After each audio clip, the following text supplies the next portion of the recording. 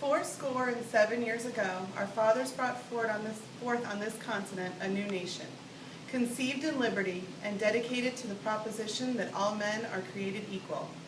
Now we are engaged in a great civil war, testing whether that nation or any nation so conceived and so dedicated can long endure.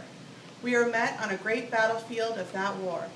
We have come to dedicate a portion of that field as a final resting place for those who here gave their lives that that nation might live. It is altogether fitting and proper that we should do this. But in a larger sense, we cannot dedicate, we cannot consecrate, we cannot hallow this ground. The brave men, living and dead, who struggled here have consecrated it, far above our poor power to add or detract. The world will little note nor long remember what we say here, but it can never forget what they did here. It is for us, the living, rather, to be dedicated here to the unfinished work which they who fought here have thus far so nobly advanced.